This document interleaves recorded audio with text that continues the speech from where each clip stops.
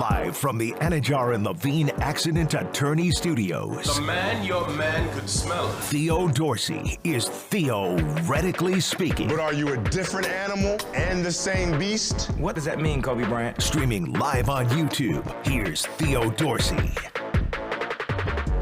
Man, what a Wednesday. What a wild Wednesday here in sports in Palm Beach County and the Treasure Coast. Good people. It's Theo Dorsey. We got C-Cat on the ones and twos behind the glass here in the Square Studios. And man, what a Wednesday. I mean, you get a guy who not only gets fired on his day off, he literally gets banished from the league in Jontay Porter. You got creepy reporters showing heart signs at Caitlin Clark's introductory press conference for the Indiana Fever. And of course, what has me most jovial and excited about tonight is we are literally 2 hours from tip-off, the Miami Heat versus the Philadelphia 76ers, a play-in game for the 7th seed, and that just has me a little tingly. That has me a little excited because I feel like for once, all season long, we've been looking for him, we've been searching for him, but for once, we're going to really see what the true Miami Heat team looks like. There was a must-win game last week against the Dallas Mavericks at home. We didn't see it. They rolled out flat. The Mavericks steamrolled them in that contest. They showed a little bit of life in the third quarter. They got steamrolled the rest of the way. But tonight, I feel like we finally get maybe not playoff Jimmy, but play-in Jimmy as he faces his former team in the Philadelphia 76ers on the road with a chance to make the NBA playoffs. What a gift the National Basketball Association has given us by giving us this play-in tournament. It's been amazing. Last night was fun. You had the Golden State Warriors being ousted by the Kings. You saw maybe what I think is the end of the dynasty that is the Golden State Warriors, and we'll get to some of that because it makes me a little bit sad. Then you have LeBron James, again, in a game where it looked like the Lakers were going to lose. The Pelicans really marched back into that one late, but LeBron James and the Lakers staving off the Pelicans, advancing to the finals, the opening round of the playoffs. But the way that Lakers fans have been celebrating and tweeting and acknowledging this win, it feels like they might have just won the finals. But, I mean, only to become fodder for the Denver Nuggets, who's likely going to steamroll them in the first round. That was exciting. But most exciting to me is, again, tonight. Tonight on the court, it gets settled. We see what the real Miami Heat look like because finally we're going to see them in a game that literally matters more than ever, a play-in game against the Philadelphia 76ers. And I don't like to just throw around the must-win title on every game. It's a little cliche. We do it all the time in spaces like this in sports talk radio. But if it's not a must-win, it really does feel like a you better win for the Miami Heat tonight. As they're going to take on, again, it's going to be NBA on ESPN. I can't think of a better way to spend a Wednesday night than watching Jimmy Butler break down the defense, to watching Eric Spoelstra trying to figure out a game plan to be able to attack those Sixers with Tyrese Maxey and Joel Embiid. I mean, Tobias Harris looks like a revived guy. He's going into a contract year here. Like, this is going to be some exciting play that we're expecting from the Miami Heat. And it makes me wonder. It makes me wonder, especially for the Heat fans out there and really NBA fans in general, when do you actually fully tap in to the NBA? Because, you know, some people, they wait around for Christmas Day. The NBA has taken that over. Some people, they lock in around, All-Star break. And then I feel like by this time, though, everyone should be all the way tapped in, especially with Miami Heat basketball, especially given what they were able to do just last year, coming out of the play-in and making it all the way to the finals. Will the Heat show us something again tonight, or will they disappoint? We'll find that out. We'll find that out tonight. And today is very exciting because for the first time in theoretically speaking history, myself and C-Cat going to take you right on up to game time, or right on up to at least the pregame show for the Heat and the Sixers right here on ESPN 106.3. So we're going to take you through 6:30. And we also have an action-packed show because we're going to have Pierre Garcon join us in a little bit to talk about this sports gambling discussion and the fact that a guy like Jontay Porter in the NBA is now without a career and now also probably going to be facing some other extraneous issues with him being banished from the league because not only was he betting on games that his team was playing in, but also betting the under on himself and literally subbing himself out and giving information to other gamblers so they can bet the unders on him that very, very taboo stuff here in the world of sports and sports betting. We also got Uncle Steve coming in a little bit later, and Evan Cohen from Unsportsmanlike going to join us to talk some Heat, to talk play-in, to maybe reinstate some confidence in the Heat fans out there that are hoping the Heat can pull through tonight, but also just to talk some shop. I got some Bill Belichick stuff I want to throw at Evan Cohen as well, because the news that dropped today and a lot of the fodder around Bill Belichick has me a little bit at least intrigued with what's next for Bill Belichick as he takes this year off before he goes into the actual NFL. So I say we actually start things off then. We'll get to the Heat talk. We'll be talking Heat throughout the day. I think we do need to start things off with the news that shook not just the NBA world, but the sports world at large. I mean, a lifetime ban from the league is serious. It's beyond a message. It's not just sending a message to other athletes to not do any kind of illegal gambling or do any kind of insider information to other people making sports bets. This is like a serious matter. Jontay Porter, if you haven't heard, a forward for the Toronto Raptors, the NBA banning him after an investigation into what they believe was him not just illegally gambling on games while he was employed by the Raptors, while he was on the G League team, but also giving out information to other sports bettors so they can have a bit of a lead on this. And my number one takeaway from this is, yes, Jontay Porter, he risked his whole career on this, and he ends up on the wrong side of things, right? Also, for Jontay Porter, he bet in the report that the NBA put out, and I want to get this number correct here before I say it, he bet up to or totaling around $54,000, right?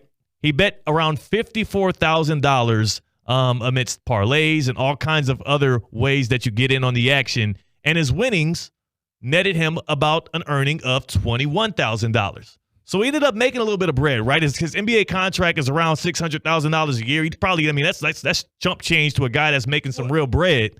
But C-Cat, he made a little bread.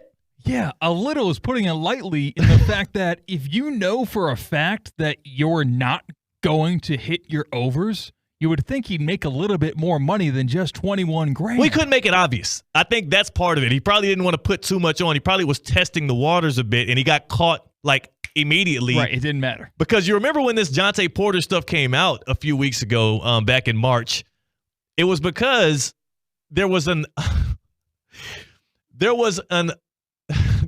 weird amount of bets, right? Yeah. A very abstract amount of bets. I think he was the most bet on prop player for DraftKings. And they put out a message the next day like, hey, most bet on player was Jontay Porter, and it was the unders. And then we saw the video of Jontay Porter literally hitting a three-pointer, kind of cringing a little bit, and then pulling himself out of the game. And I think it was obvious to everyone involved at that point, this dude's doing a little bit of insider hustling. Like, Jontay Porter is not in his bag in the way you want NBA players in their bag. He was in his bag in the way that the guy that's trying to hit the blackjack tables in Las Vegas. He was trying to find, a bit of an edge, and he had it because he bet the unders on himself and literally was taking himself out of games.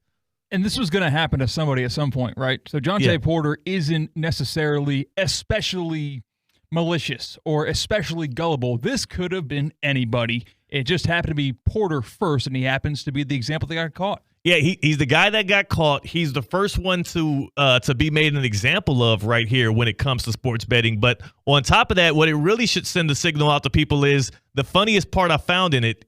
3 times in the bets when the NBA conducted its investigation, and apparently there's more layers they're trying to pull back, and they're saying there's more that might come out of this Jontay Porter scandal where he's now banned for life for gambling in the league. It said he bet on 3 different parlays, all of them involving the Raptors losing, and he lost those 3 parlays. So if that tells you anything, for all of you out there and that are sending parlays in these group texts and these chats, I don't know, C-Cat, do you have any buddies that y'all share bets with? Mm-hmm. Yeah, the group chats fire up right around 4 o'clock before the game start later that day, and opinions being tossed around left and right. If you think you guys have an edge, if you think you have a shot at one of those parlays, how about the NBA, who obviously has partnerships with people like FanDuel and whatnot, who want these gambling partners to be fed y'all's money, and they want y'all to continue to do y'all's parlays. But if I'm FanDuel, I'm a little bit mad that the league put out there that a guy who knows better than anybody else the Raptors are going to lose, they put out there that he went 0 for 3 on his parlays when one of the legs was like a free square on the bingo card. How the hell do you're in the locker room? You know how bad the Raptors are. The Raptors were one of the worst teams in the NBA this year. In all 3 of his parlays, he hit the free square where it says Raptors lose. He checked that box, and the NBA puts out in this report that he went 0 for 3 on his parlays. I don't think I'll ever do a parlay again. I'll bet some unders. I'll bet some overs. I might bet a game straight up. I might even do a couple player props. But I'm out on parlays because if Jontay Porter's in the NBA and he can't get his NBA parlays to hit, how the hell is Theo Dorsey, who's sitting here in West Palm Beach talking into a mic with you, C-Cat, going to ever get a parlay to hit? Yeah, it seems like the scales were tipped in his favor as possible, and yeah, he couldn't make it happen. It sucks to lose, yes, and get caught. Come on, that's got to be embarrassing. Yeah, that's got to be very embarrassing. It would have been at least a little bit he can reconcile if he was like laying in loads of dough like that duck on that cartoon show. I can't remember the dude's name. Scrooge? Yeah, Scrooge McDuck. Scrooge McDuck. It would be something else if he's able to at least soften the blow by falling back into his big piles of money. But $21,000 as compared to his NBA salary, though he was on a 2-way contract, which was like $600,000. I don't know if that's enough to cut it. One person who would know at least a bit about what it's like to play professional sports, both on a rookie contract and on a major extension, is friend of the show, Pierre Garcon, a former leader in receptions in 2013 in the NFL, Indianapolis Colt, San Francisco 49er, former Washington Commander. He's a friend of the show here at Theoretically Speaking. C-Cat, let's try to get Pierre Garcon on the phone. Mm-hmm. I'm curious specifically because if you're a guy like Pierre Garcon who went to war with some great teams, he played in the AFC Championship game and had a great game there. He's had such a historic professional career. How much of an inkling do you think that his Raptors teammates, Jontay Porter, who's now banned by the NBA, his Raptors teammates had that this guy might be not trying to win, but win money on losing purposely for the team? I wonder how much of an inkling they had on that, and also what the relationship has got to be like with Jontay Porter and his former teammates now. And for that, on the Baptist Health Hotline, we bring in Pierre Garcon. Pierre Garcon joining Theoretically Speaking for the very first time. And the running joke around here is there's only 3 places you can find Pierre Garcon. It's on the golf course, it's at the airport, and now it's going to be coming on Theoretically Speaking right here. Pierre, what's up, man? Where you at right now? I am at home. It's a great option, but I am at home now. I'm happy to be on your show, man. I appreciate it. I appreciate you pulling up on us. Pierre Garcon, a man who, again, you played at the professional level. You've had other dogs in that locker room that you, quote-unquote, went to war with. When you see something like this with Jontay Porter, who the NBA is now giving a lifetime ban to, because Jontay Porter was gambling, not just gambling, betting against his own team and betting the unders. And we watched video of him making a three-pointer and looking like he did it on accident. When you see something like that and you think about training camp and you think about all of the practices and the workouts and the OTAs, all of the stuff that you guys go through in these professional realms to get ready for these games, what would your reaction be right now if you were a Toronto Raptor, if you saw that this guy, Jontay Porter, who you thought you were hustling with, was really hustling the tables? Man, that's crazy, man.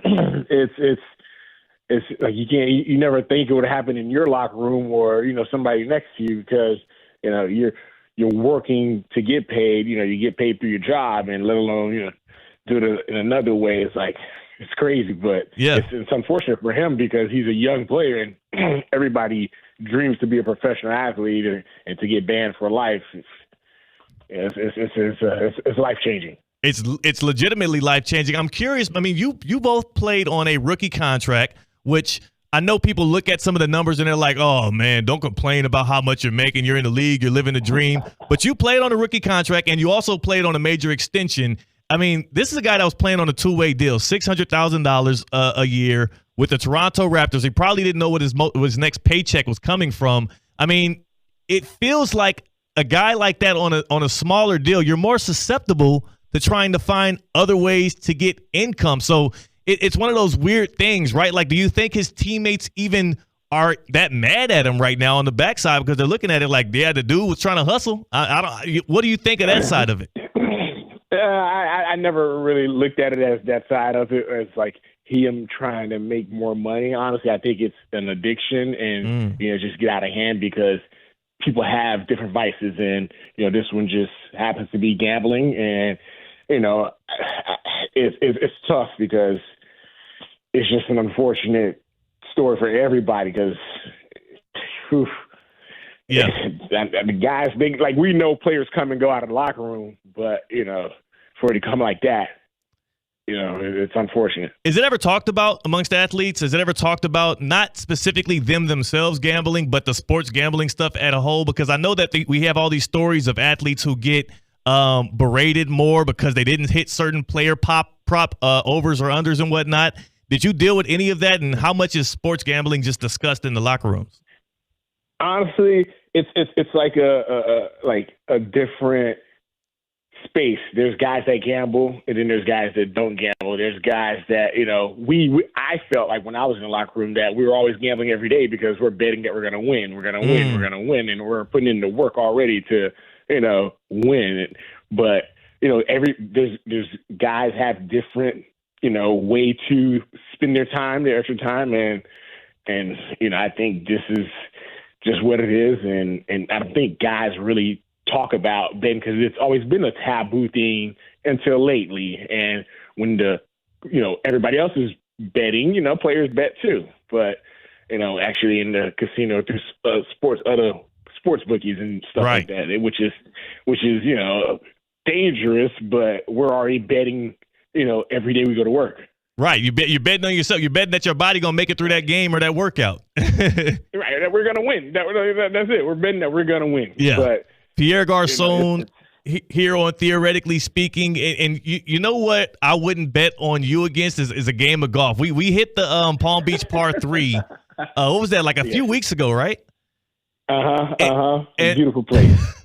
I've seen, it's funny because folks inside of, personality wise, you're a very jovial guy. You're a very nice guy. When we got out there and pulled the clubs out and started competing against each other, I saw a bit of that competitive side come back out of you. I thought I was like a DB lining up against you inside the lines, man. You get after it in golf.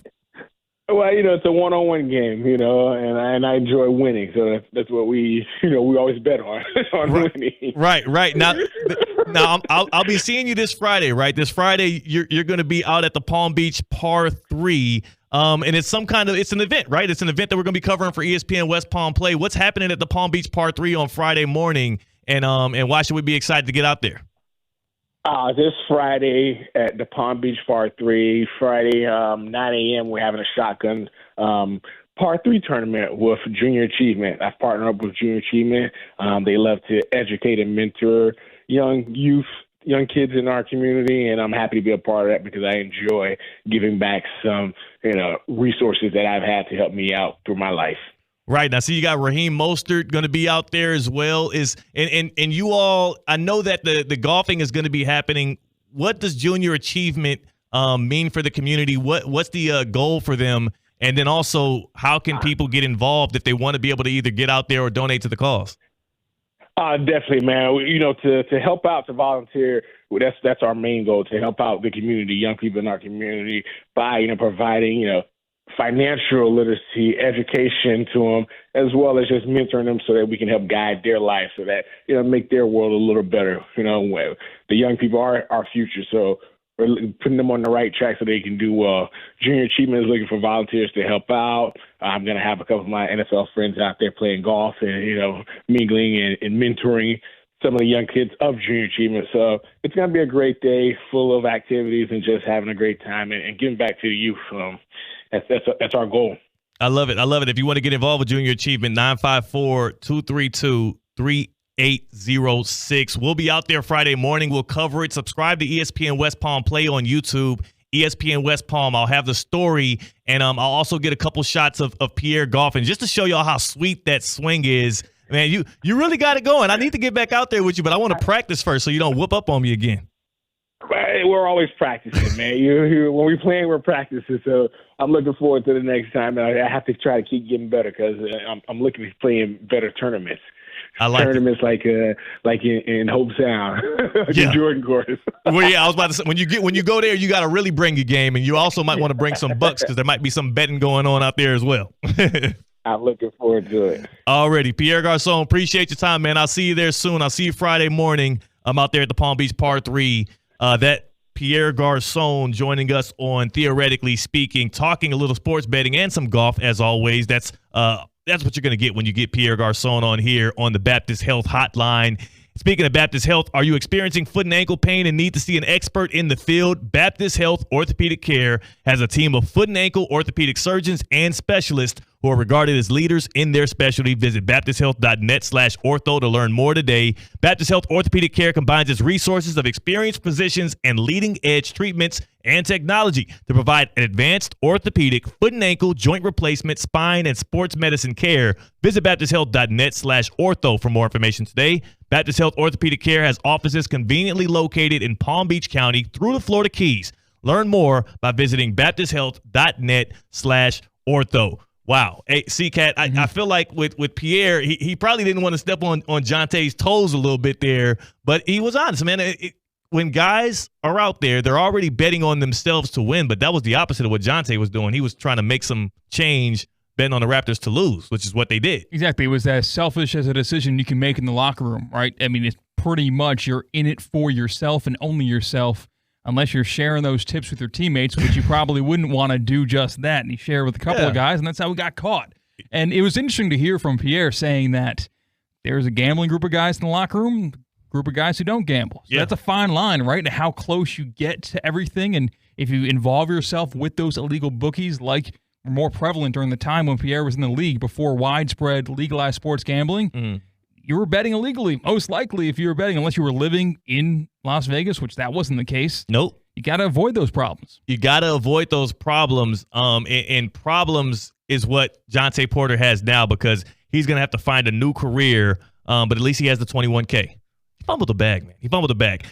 Things that will make you sad in sports. Also, what we're going to be getting to here on Theoretically Speaking, there's the Warriors dynasty collapse. There's Zion Williamson once again limping off the court. There's a lot of things that just have my heart a little sad today. We'll talk about that and more when we come back. We're Theoretically Speaking on ESPN 106.3.